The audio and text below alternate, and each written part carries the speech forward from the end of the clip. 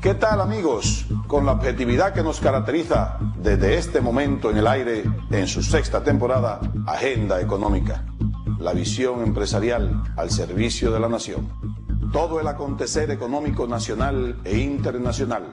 Un compromiso obligado con la imparcialidad y el más completo análisis de nuestros especialistas, Rosana Ruiz, Luis Núñez Santana y Ezequiel Molina Lizardo. Auspiciado por el Banco Popular Dominicano, nuestro resumen de noticias económicas en solo 2 minutos. La delegación del Fondo Monetario Internacional, que visitó el país por 15 días, estableció que el programa de las autoridades sigue produciendo resultados positivos. Luego de concluida la quinta revisión, el país podrá recibir $150 millones. La necesidad de que se realice un aumento general de salarios fue favorecida ayer por el representante del Banco Interamericano de Desarrollo, Manuel Labrado, quien sostuvo se deben revisar los salarios para que los trabajadores tengan un mayor poder adquisitivo. El presidente de la Confederación de la Unidad Sindical, Rafael Pepe Abreu, informó que las centrales sindicales preparan una propuesta para que los salarios sean aumentados hasta los 50,000 pesos. Al 31 de diciembre del año pasado, las recaudaciones de la Seguridad Social registraron un crecimiento del 15.1%, al pasar de 37.872.7 millones en 2009 a 43.605 millones de pesos en 2010. Banco Popular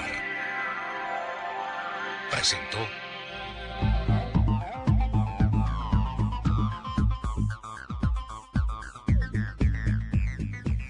Muy buenas noches, amigos y amigas de Agenda Económica, bienvenidos.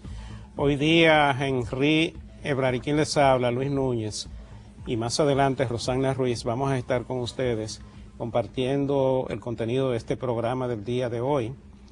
El miércoles de la semana pasada, con Henry aquí, Rosana y quien les habla, hicimos un programa interesantísimo sobre el tema de la Estrategia Nacional de Desarrollo, que es un tema que se está ahora mismo evaluando y es realmente un proyecto interesantísimo que merece, ya lo hemos dicho aquí, merece la pena ponerle la mayor atención y más que todo el involucramiento del sector privado y de las diferentes corrientes políticas y sociales del país para que este proyecto sea un proyecto de todo el país, no de un gobierno, no de una entidad, no de nadie, sino del país, porque el país tiene que mirar hacia el futuro, mirar cómo se va a desarrollar en el tiempo y mirar cuáles son las metas que debe ir cumpliendo para orientar lo que va a ser su evolución económica durante los próximos años. Hoy día yo quiero aprovechar la presencia de Henry Ebrard para que hablemos de un tema que está preocupando mucho a nivel mundial, que es el tema de la crisis de los alimentos, de los precios de las materias primas en el mercado internacional, que también es un tema de mucha preocupación, porque está afectando sectores y está golpeando seriamente. Ya aquí yo vi hoy un trabajo que salió, creo que fue en uno de los periódicos, donde se habla, el Banco Mundial está diciendo, Henry, lanzó ayer una advertencia de cara a la reunión que mantendrán los ministros de finanzas del G20 este fin de semana en París.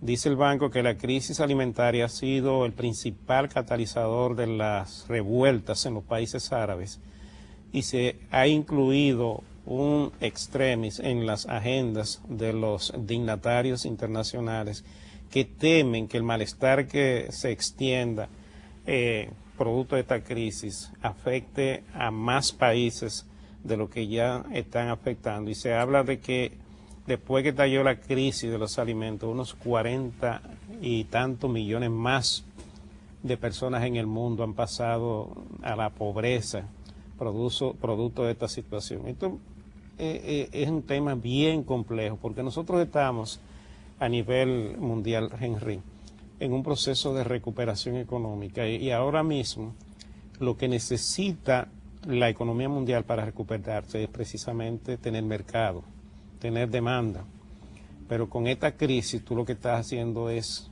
reduciendo esa demanda a nivel mundial, porque en la medida en que suben los precios de las materias primas y esto se multiplica en otros productos, en otras manufacturas, en esa misma medida se hace más pequeño el poder de compra de amplios sectores de la población mundial, y tú lo que haces es incrementar la pobreza, cuando lo que deberíamos estar en estos momentos es tratando de sacar a gente de la pobreza. Con esta crisis alimentaria lo que se está produciendo es lo inverso. No, es correcto, Luis. Yo creo que es bueno que empecemos el día de hoy con este tema.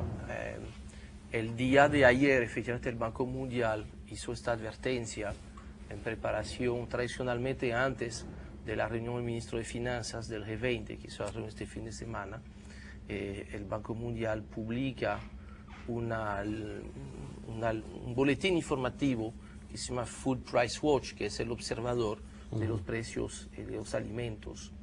Y en conclusión de esta última edición, hacía la advertencia que en el periodo junio 2010, febrero 2011, el incremento tan marcado en los precios de los alimentos a nivel mundial ha provocado que hay 44 millones de pobres adicionales a nivel global.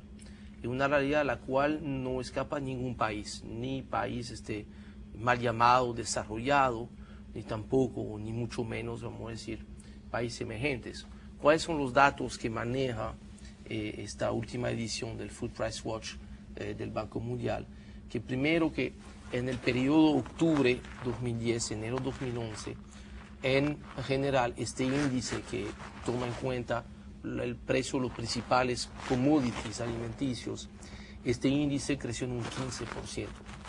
Para la gente dice, bueno, el 15% no es gran cosa, pero tengo que entender que para mucha gente el presupuesto que se dedica a alimentos, vamos a tomar el caso de típicamente una familia que recibe remesas. Tú recuerdas, hemos participado conjuntamente en eventos organizados por tu mujer, y ahí se veían estudios del mismo Banco Mundial, dicho de paso, donde se veía que el 70% del dinero de la remesa se utiliza para comprar alimentos. ¿Qué pasa? Si el precio de los alimentos crece en un 20%, quiere decir que este 70 ya pasa a ser 84. ¿Cuál es el impacto de pasar de 70 a 84?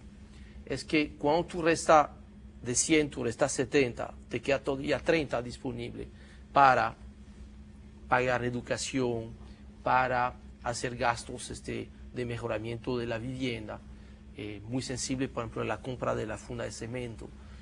Mucho dinero, si es disponible la remesa, se utiliza para eso, para mejorar la casa o poner un piso ya de mejor calidad. Pues de esos 30, si tuviste que dedicar 14 más para la comida, en vez de 30 ya te queda 16. Eso quiere decir que entonces hay una caída de casi un 50% del presupuesto disponible para otras cosas que son, si bien menos básicas que la comida, no deja de ser importante, porque estamos hablando ahí de gastos básicos en vivienda, educación y a veces hasta salud. Peor el asunto es que cuando tú comparas los precios de hoy con los precios donde estaban hace un año, el incremento de precios es de un 29%. Y para terminar con la cifra global, es peor el asunto, porque eso quiere decir que este indicador está apenas un 3% por debajo del más alto nivel histórico que se había registrado en el año 2008, que fue el año de la crisis en el precio de los alimentos. ¿Cómo han subido todos esos precios? Algunos ejemplos que yo creo que son muy ilustrativos para la gente que nos ve. Cereales básicos, entre junio 2010 y enero 2011, este trabajo recoge que en el caso del trigo, el aumento de precio fue un 75%. En el caso del maíz, un 73%. Y la crisis a nivel global no ha sido peor, o no ha sido quizá tan marcada como en el año 2008, porque una gran parte de la población mundial no depende, a diferencia de nuestras latitudes, donde sí dependemos de trigo y maíz. En los países asiáticos, donde 12 países concentran el 50% de la población mundial, su cereal básico no es el trigo y el maíz, es el arroz. Y en el caso del arroz, el incremento de precio fue solamente de un 17%.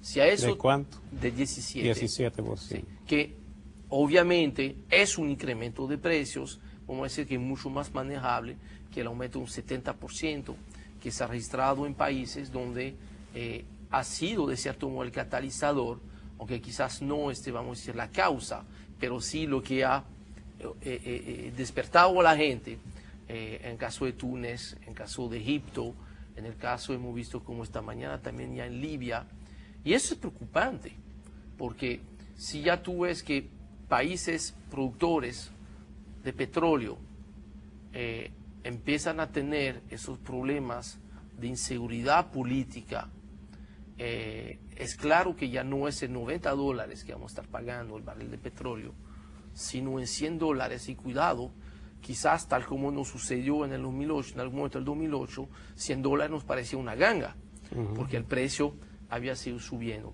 El azúcar 73%, los aceites entre un 40 y un 60%. Entonces, estamos definitivamente, en el caso de los alimentos, en una situación muy parecida, lamentablemente, con la excepción sola del arroz, a lo que vivimos en el año 2008. Esta inflación adicional está poniendo presión sobre el nivel salarial, porque inmediatamente reduce el poder adquisitivo, como también están subiendo los combustibles, entonces suben los precios del transporte, y hemos visto a principios de semana cómo esos movimientos de los empresarios del transporte, porque no son sindicalistas del transporte, son empresarios del transporte, mantienen, básicamente pueden hacer lo que quieran con la población, y mucha población fue sorprendida este lunes por la mañana cuando iba o tratando de llegar a sus trabajos, descubrieron que además de una huelga en el horario de 6 a 9 de la mañana, que no es ninguna casualidad, le habían subido el precio del pasaje. Entonces eso va a crear una presión muy difícil de manejar en la venidera negociación salarial que viene, porque ya en junio vence, vamos a decir, los 2 años cuando el Consejo Nacional del Salario hace la negociación. Y si bien la negociación legalmente, vamos a decir, se tiene que restringir exclusivamente al salario mínimo, es cierto que están creciendo las tensiones por el tema de los alimentos, del transporte, para que haya una revisión más amplia, que aunque sea ilegal, es cierto que la situación social, para no hablar de la situación política, creo que todavía hay mucho tiempo para eso, ¿no? Vamos a hacer esto un está paréntesis. creando cierta presión. Vamos a hacer un paréntesis, Henry, para que vayamos a una pausa.